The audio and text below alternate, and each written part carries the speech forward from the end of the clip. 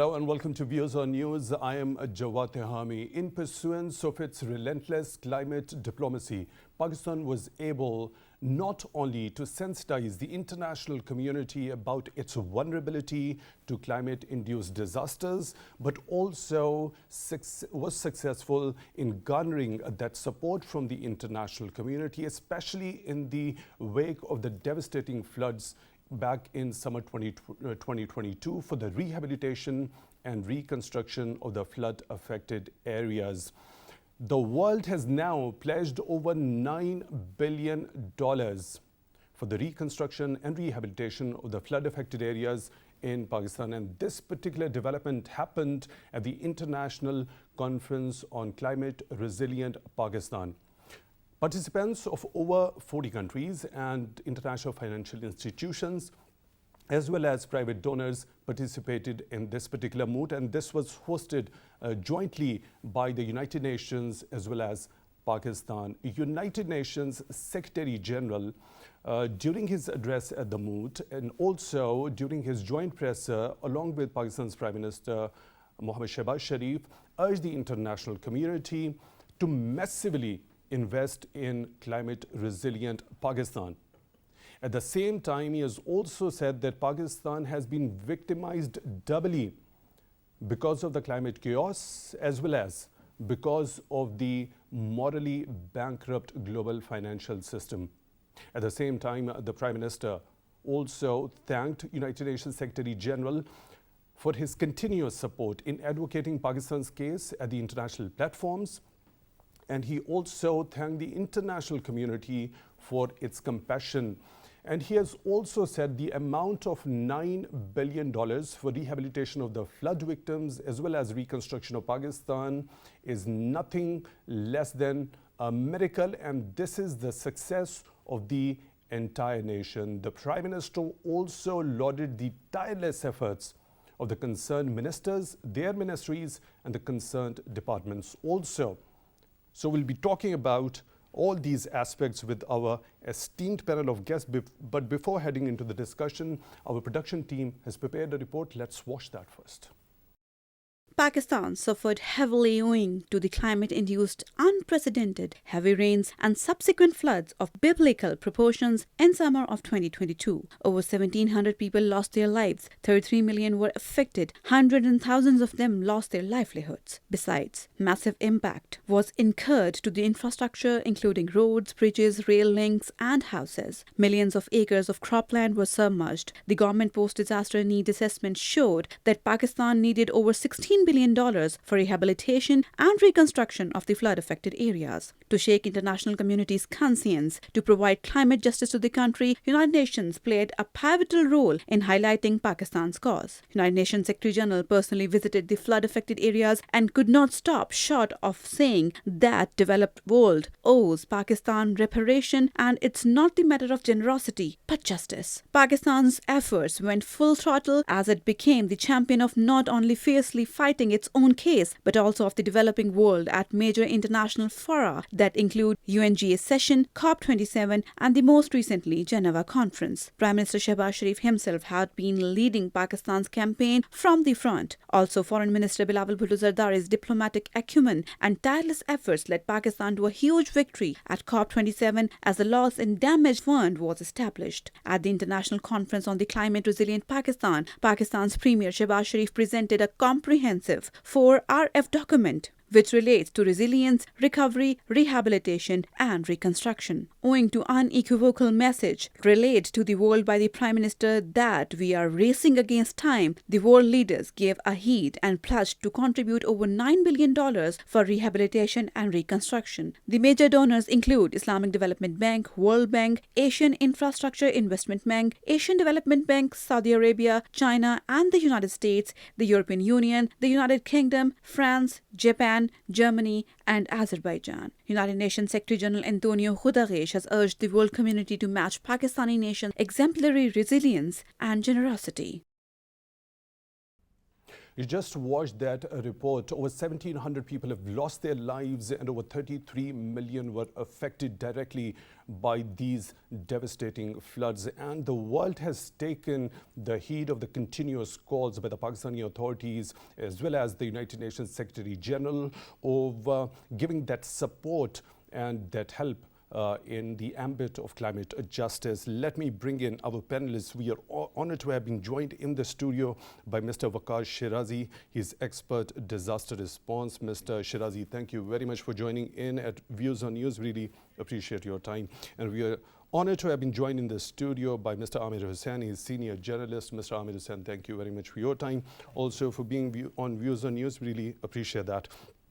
At the same time, we are being joined on Skype from South Africa by Mr. Najm Saqib, his former ambassador. Mr. Saqib, thank you very much for your time for being on Views on News. We really appreciate that. Let me begin the discussion with you, Mr. Ambassador, Mr. Najm Saqib. Now, climate diplomacy, it's as far as I understand it, it is altogether a new dimension in the foreign policy domain or realm, and Pakistan champions this particular thing. How bigger a success do you think, ever since Pakistan was hit by these devastating floods, Pakistan's success in this particular new dimension of foreign policy has been? Jawad, in simple words, I can say it is a big, big achievement. But let me, put this whole thing in the context, the diplomatic context. When in climate change, COP27, it was announced, and then it was reiterated in the United Nations General Assembly's September session, that there would be a conference either held in Geneva or in Paris. Now that it has been already held, I can tell you that after the announcement of this conference under the auspices of United Nations in a European capital, until today, there have been tremendous efforts which have been put into for the follow-up actions. And I would, commend here the whole of Foreign Office, all the ambassadors who are involved in this, who have actually persuaded all the donors, international, financial institutions, and particularly those heads of state and heads of government who actually attended that. Now, this is the context. The one item which has not been discussed ever since this, conference has been discussed is that this particular United Nations conference was held on only one agenda item, and that was Pakistan, the climate change effects, and the flood-related, efforts and all that. Now, all those people, including India, which thought that Pakistan was being isolated, or Pakistan is being isolated, or Pakistan is going to be isolated. Now, look at this. The whole world, the international community, they are focused on one country, and that is called Pakistan. So this is one aspect which has not been highlighted so far, and we are highlighting in your program that please, instead of saying, looking at all those figures, you have said 9 billion. According to my estimation, it is close to 9 billion. Why a 10 billion figure was announced yesterday? Because this, the things are being still estimated, and the donor countries and the donor institutions, they are still in negotiation. Regardless of the figure, whether it is 9 billion or 10 billion, the fact remains that economically, the world, the whole world, the United Nations as such has reiterated its stance that Pakistan is in trouble. Pakistan is an important country. Pakistan is in the fulcrum and nucleus and center of attraction right now. And this has, given a very quiet but very effective response to all those who thought or who are still thinking that Pakistan is being, or is, God forbid, being isolated. So this is one big achievement politically, diplomatically. Economically, you have already said, we have seen that report also. So this all is, figures are with us. Mr. Ambassador, this is a very important point that you have highlighted. The impression of Pakistan being isolated at the international fora, that has been negated completely and altogether. Yes, you are absolutely right. That has been negated. Not even, we didn't have to move even an inch, even a finger. This itself, it is self-explanatory. And that is why, and second aspect, there are two other aspects of this, big, huge success achievement for Islamabad, for Pakistan, for the government of the day. Number two is France. The president of France has not only pledged an unbelievable amount for this particular cause, he has assured Prime Minister Shehbaz Sharif that France is going to be in negotiation with IMF to facilitate Pakistan in getting what Pakistan requires right now. That means that the France, a very important country, a member of P5, one of the two countries which formed actually the European Union. So this question is going to be raised in the European Union forum also, that we need to do something not only for the flood, related areas, but also we have to see that there is an economic crunch that Pakistan is finding itself in. Third point, this was the time that we should know, who is our friend and who is not. You have just mentioned the name of a country, a small country, but a very dear and close to our hearts, Azerbaijan. Why? The amount is not that big. It is the thought that counts. And that has at least, as a diplomat, I feel very satisfied that at least we have some friends around the world. And coming back to that main, point, that it is not only an economic success, it is a diplomatic huge success.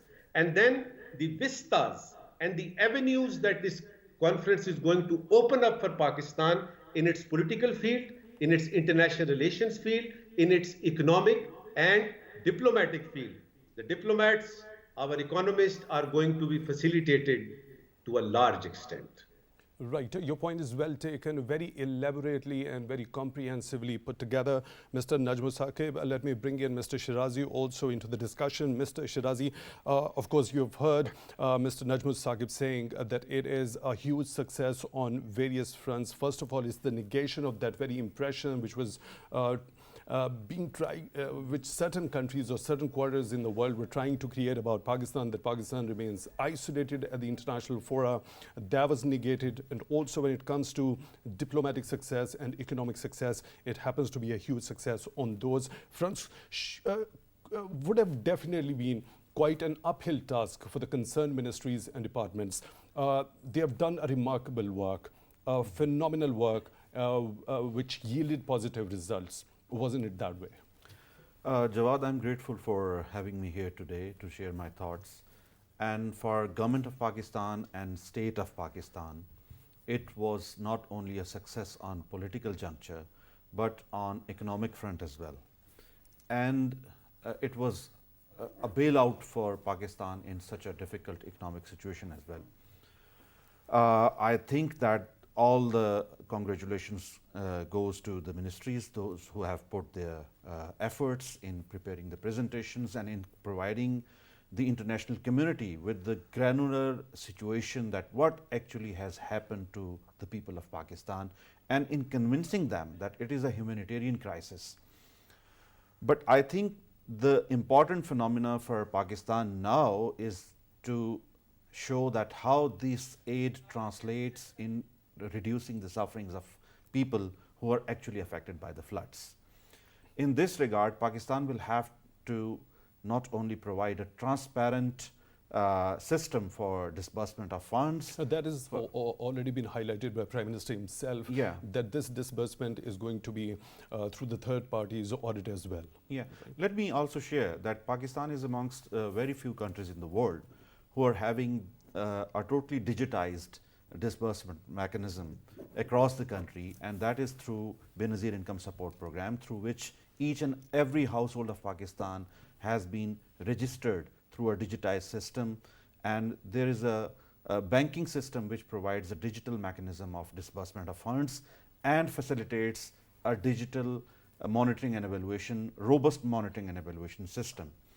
I think that enough transparency is there, And for rest of the things, as Prime Minister has already mentioned, that international community can go for third-party audit and third-party monitoring and evaluation system. I think this will further beef up the confidence of international community on Pakistan's commitment to reduce the sufferings of the population which has been affected by floods. In addition to that, I have a suggestion that if Pakistan government can compound this conference with an international conference of international NGOs hosted at Islamabad, that would help Pakistan in enhancing the capacity in combating the malnutrition problem, in combating the unattended births problem, in combating the immunization and waterborne diseases problem, and in effectively combating the reconstruction rehabilitation work at an overall phenomenon. Right, Mr. Amir Hussain, quite a success on not only diplomatic front but also economic front, as well as Mr. Najm Saqib has already mentioned a very important point on political front as well.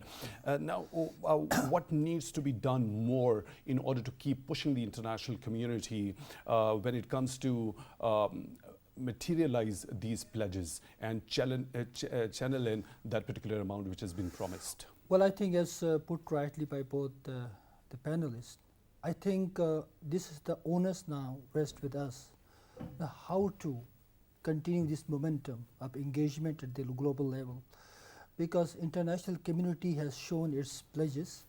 The translating those pledges into disbursement and money actually coming into Pakistan would require a strong institutional mechanism in place. We know that in 2010 floods, when there was huge hue and cry, and then money came in, and there was an international assessment report that was prepared, which has very good and sound recommendations that Pakistan could have done in 2010 after the floods. Now, it is the time that there are two things which are very important. One is the governance capacity to absorb the money that is coming from outside. The second important thing is the local governments. You know, the resilience, climate adaptation, climate issues rest with the local realities. So planning has to be at the local level, where people can actually follow or materialize those big ideas of adaptation at local level, and then you start building those institutional structures from local level to the provincial level. And I think that kind of mechanism will help reduce the kind of issues that we had in the past. And many developing countries in the world had this problem.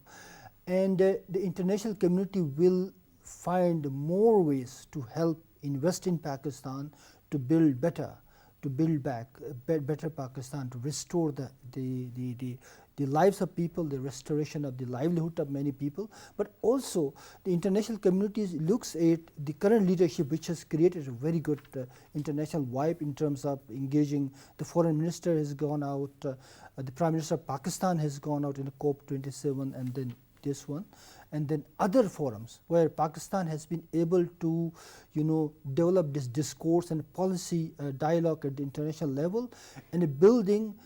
We were almost in isolation from 2018 to 2021 because, obvious reason, and Pakistan has fought back well, and now I think building on those would require our own commitment, going to the international community with a solid plan that this is our plan, this is what we want to do, and then the money will come automatically. Right, Mr. Najm Saqib, when we talk about the idea of climate justice, now the kind of pledges, there was an expectation and a requirement of $8 billion that was required from the international community when there was an assessment of the post-disaster need assessment. Estimates showed that Pakistan required around $16.3 billion in total for rehabilitation and reconstruction, and $8 billion were to be met from the domestic sources, and there was a requirement of $8 billion from the international community. But these pledges go far beyond that expectation, over $9 billion.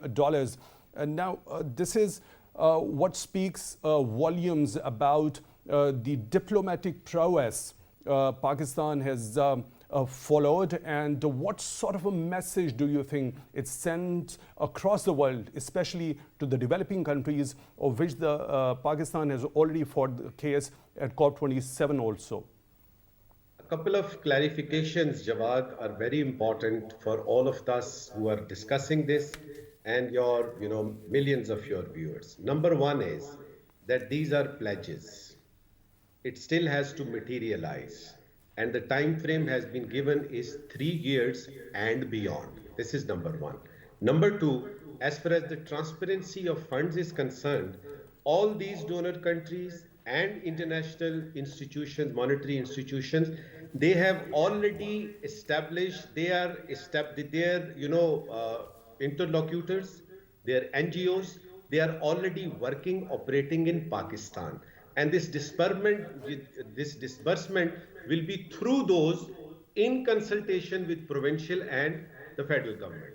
The third thing is, which you have just highlighted, I must give that context to what you said, that domestic resources will, in the COP27 and in the United Nations General Assembly, there were certain questions which were raised. Okay, Pakistan is asking the international community for help, but excuse me, what is Pakistan doing itself?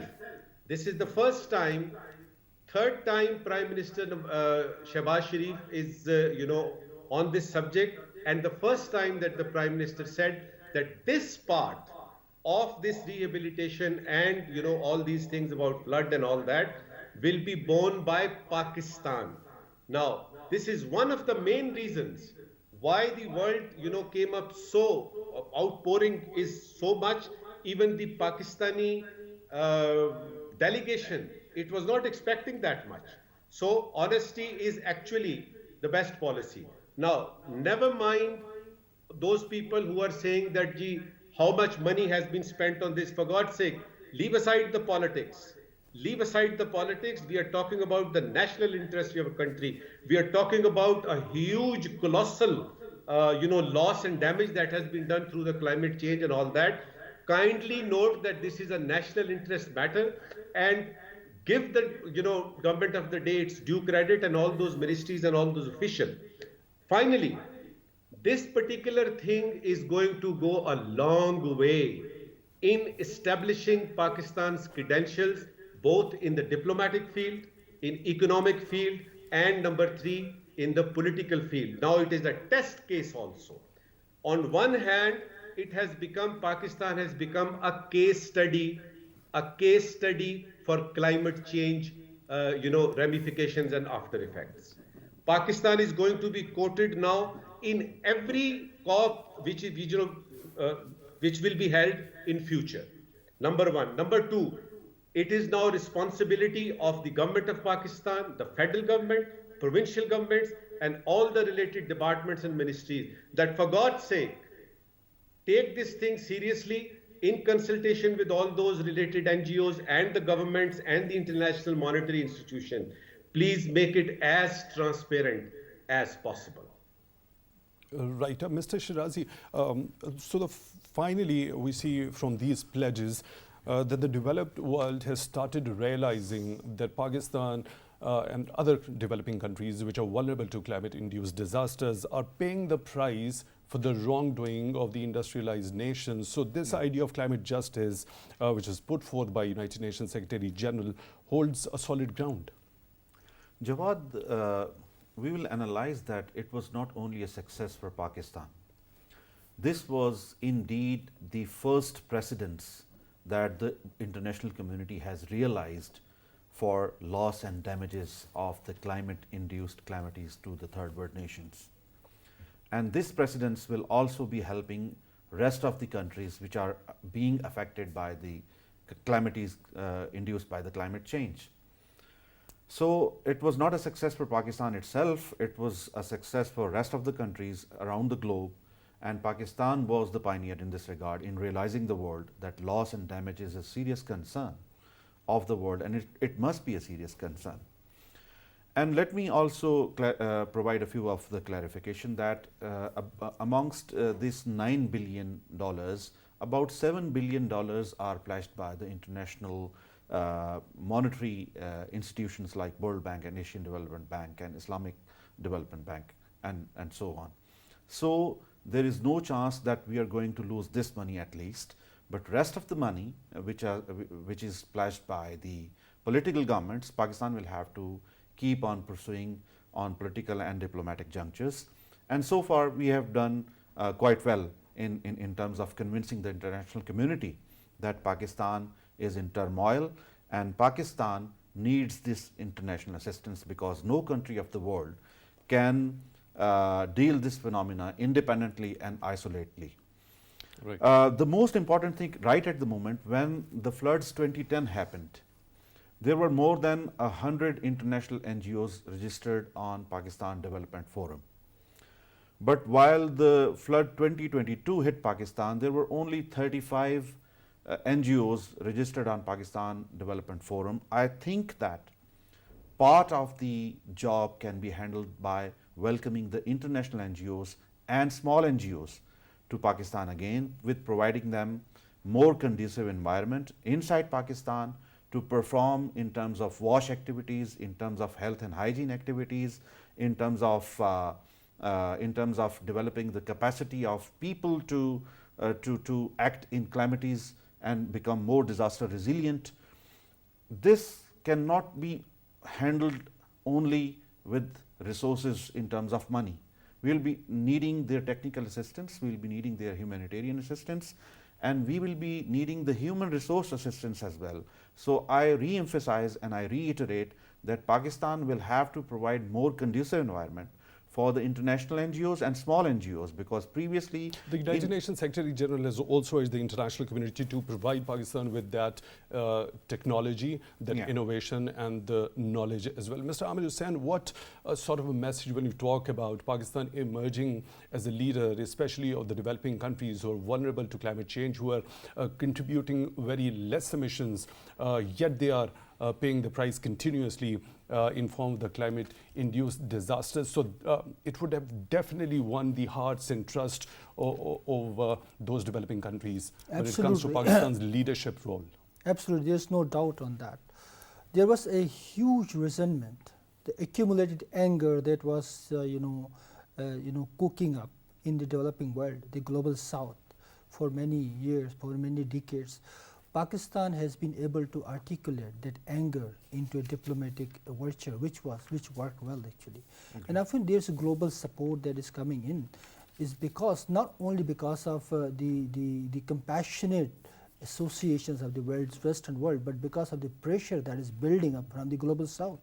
You know, the planet has limited resources, and half of the population, 60–70% population of the world is on the verge of complete disaster because of the climate-induced disasters, the calamities that we are facing. So this is the right call at the right time. And I think Pakistan has been able to put it together in the right time, because the timing is very important. The global sensitization is increasing, but someone has to take lead, someone has to articulate those voices. The articulation has come very right. And I think, again, it is very important to look at the perspective from how these voices can actually be gauged into a pro-people development agenda at the local level. The Pakistan has to now focus on that particular pro-people agenda, which will be coming again, as Shah Sahib said, from inviting the international community, the international civil society, bringing up those global perspectives to the local action, and that action will speak louder than words now, because this is the need of the time. Right. Mr. Najm Saqib, when we talk about United Nations Secretary General Mr. Antonio Guterres' role, his personal participation, he personally visited the flood-affected areas in Pakistan and hand in hand with the Pakistani authorities had been sensitizing the international community continuously about the kind of impact Pakistan had to endure. Now, how bigger an impetus do you think his personal interest and personal participation in advocating Pakistan's case played in this regard? Look, Jawad, the Secretary General of the United Nations is the boss of that secretariat, the whole United Nations. Everyone comes under him.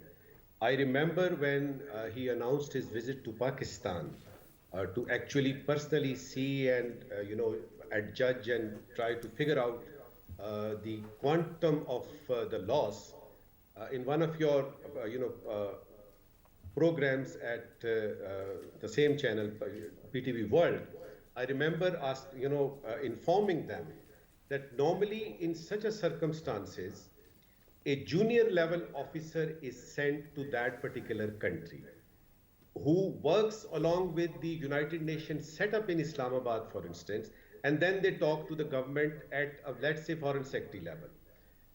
Coming of Antonio Guterres in Pakistan himself, locating the areas, having that helicopter, sojourn to all those affected areas, talking to the Prime Minister and other high officials in Islamabad personally, going back to New York and making sure that every follow-up action is taken. I think you are absolutely right. There is a very big element. The world listened to the Secretary General of the United Nations, and he has played a pivotal role in actually, and I remember he has actually, instigated, motivated, and prompted the world leader that for God's sakes, till what time you will keep on sleeping? No, Pakistan didn't do anything on this regard. This was his personal endeavor, and I am 100% sure that if Antonio Guterres was not there in person in Pakistan and afterwards follow-up action, the result would have been totally different.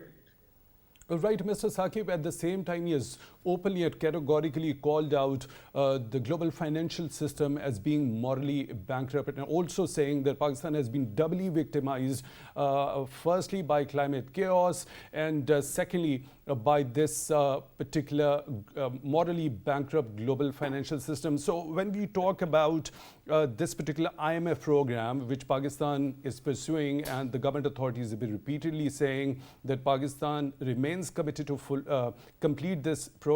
And yesterday we saw Prime Minister also saying that IMF should give sort of a breathing space to Pakistanis in this regard. And you also already mentioned that France pledged to advocate Pakistan's case at the IMF level. And now, calling global financial system out as being morally bankrupt, what do we make out of it? First of all, I must clarify this thing that in our diplomacy, in our diplomatic world, there are certain gestures that we give, and this is one of those extreme gestures, extreme nuance that anyone at that level, at the Secretary General level, could say, just to provoke them. Just to provoke them that why are you sleeping like this? To say that morally corrupt, to some institutions like IMF is a morally huge bankrupt. Thing. Morally bankrupt. Morally bankrupt is a huge thing. And by the way, on the contrary, what we have seen in this conference is that all those, big institutions like World, Bank and the Asia Development Bank and Islamic Bank and all that, they are also international institutions, monetary institutions. So I think that ploy, that tool actually worked. And for France to say and US to follow, I think it has not only done tremendous job for Pakistan and the flood affected areas, but also opened an avenue that now IMF and who runs IMF, by the way, all these big countries led by the United States of America. Unfortunately, it's going to be a long topic, maybe we can discuss later on, that today, if the United States of America actually forgives Pakistan, come out of that punishment mode with relate to Afghanistan, Taliban, etc., this IMF will come to Islamabad itself and say that, what do you want? No, that is a political domain, that is a diplomatic domain. We are still waiting. But initiation by France, as you have just mentioned, is a big, big thing for Pakistan.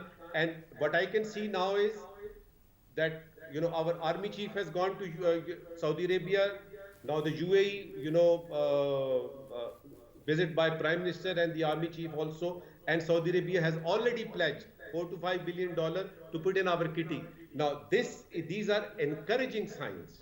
These are encouraging signs which should be taken up and followed up properly, and we should not let it go, let this moment go.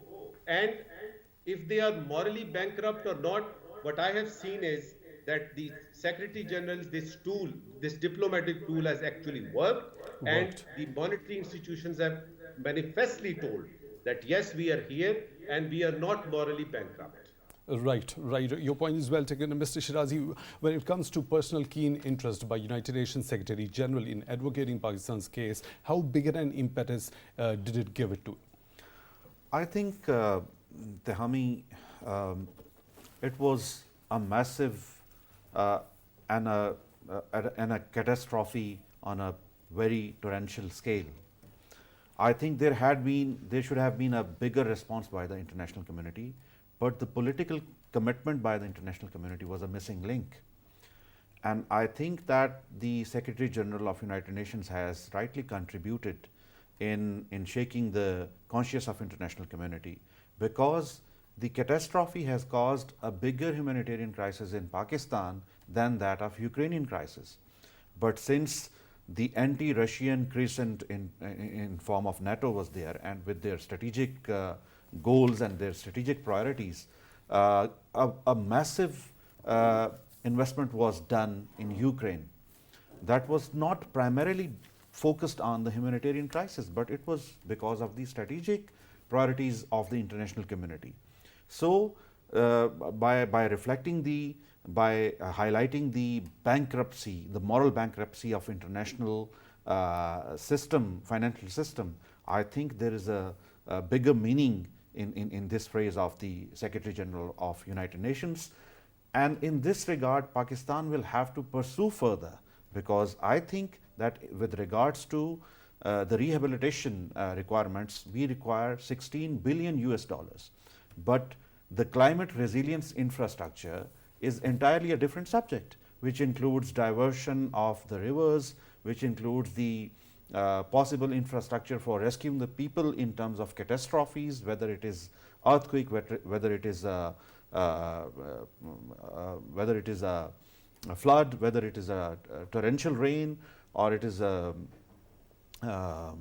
tornadoes and rest of the things. So, it is entirely a different subject, and it will require further financial assistance, and it will require further technical assistance by the international community. So, international community will have to rethink that whether with this corrupt, unjustified, unjust moral financial system, unmoral financial system, the world will survive for humanity or not. So, it is a big question, and I think that the Secretary General for United Nations has rightly pinned upon it. Right, Mr. Amir Hussain, when, as you already mentioned, the anger that was simmering in among the developing countries over the years, do you associate this specific reason to the personal and very keen interest United Nations Secretary General took in advocating the case of developing countries' vulnerability to climate-induced disasters? Or when it came to Pakistan's case, it was not only Pakistan's case but also of the entire developing world. So was it another reason that Pakistan was not only fiercely fighting its own case but also of the entire developing world? Yeah, as they said, seeing is believing. So we have seen that the Secretary General himself, been to Pakistan, have seen the disaster, the people that were suffering. So I think he has been into different regions of the world, and in the global south, we have seen the devastation is increasing as we go along, because international global system does not care much about the climate. The Kyoto Protocol, look at the Kyoto Protocol, the United States never signed it. Look at other international treaties the big powers don't take care of, because they consider themselves to be at the other other spectrum of this global debate. So even some of them even don't buy in the debate of climate change. So this is the global irony. We are living in a very unequal world, which is divided by the interests which are totally based on centralization of resources and all that. Here, if you come with someone with sane voice like the Secretary General of the United States, the United Nations, he put across a very good message, the message that was there in the people in the third world, but it has gone out big way, and it has created good echoes in the global system as well. So I think this was a kind of simmering anger that came together, which was also reflected through the United Nations, which was also reflected through the leadership of Pakistan, leadership of Global South. So these all things have in their combination work well to seek some attention and to also force the global North to seek attention towards the issues that they have created the mess. It is the mess of 400 years of industrialization, and we need reparation for that as a developing country. So who will do that? This is the onus is rest with the global North, and I think this is the time that has come now. Right, Mr. Saqib, when we talk about these pledges, and as we have already discussed, the personal keen interest by United Nations Secretary General in this particular case that has been pioneered and put forth with full force by Pakistani authorities. Now, how do you think the UN can ensure that these pledges are channeled in to its destination? Look, before I answer your question, which is very simple, let me highlight two more points before your time ends. Number one is that all those countries who are actually culprits of climate change and all these ills related to climate change are actually the ones to whom we call the global North. So it's a self-contradictory thing that your industry is causing this problem and you are the one to solve it also. This is very important to note. And in this context, if you see this Geneva conference, I think this is another angle that it is a big success that countries like Pakistan and China, for instance, who have a greater share, in this carbon emission and all that, they are the ones who are actually taking cognizance of this fact. Number two is, since 1992, the Earth Summit in Brazil, till today, we have seen double standards as far as the sustainable development is concerned, or as far as particularly the climate change is concerned. Kyoto Protocol has just been mentioned. The Paris Accord, Kyoto Protocol, these big countries, particularly the United States of America, have still to endorse that. When you sign it, you have to endorse it also. We are still waiting for that, but still COP27, it means there will be a COP28, 29, etc., etc. This will continue. This particular floods in Pakistan has made, as I said earlier, a case study for the whole world, and this conference, Geneva conference, was the first one in which the world has actually taken cognizance that this is actually a problem, and it has affected Pakistan, but tomorrow it could be us. Now, coming back to your pledges, I think United Nations, once under the auspices of United Nations, the conference has been held. Now it depends on the individual monetary institution or the country, how they want to disperse it, because it is not in the control of United Nations. All these countries, in collaboration with our embassy in respective mission, in those countries, plus our government machinery, particularly Foreign Office and our Ministry of Finance, they are going to, devise a mechanism through which, I must say, I reiterate, I very humbly request and entreat and implore all those people who are in Pakistan who are going to get involved in this process. Please, transparency is very important, because this is not the last flood that Pakistan is seeing. Right. This is not the last flood and last devastation and catastrophe that we have to do something about the next year floods also, and to show the world, to show the international community that we are actually serious. We have to actually put a mechanism in place to forestall the upcoming next year flood, because it is inevitable. It is there as the daylight. So what are we going to do about the future disasters and our national disaster management? They need reinforcement. Give them more resources. give them more money, give them more personnel so that they can actually implement those mechanisms which are to forestall the future devastations. Right, Mr. Najm Saqib, former ambassador, joining us on Skype from South Africa. Thank you very much for being with us on Views on News. Really appreciate that. And we were also joined in the studio by Mr. Waqar Sherazi, expert disaster response. Thank you very much for your time, Mr. Sherazi, also. And Mr. Amir Hussain, senior journalist. Mr. Amir Hussain, thank you very much for your time also, for being on Views on News. And with this, we come to the end of today's Views on News. Till the next one, take good care of yourselves.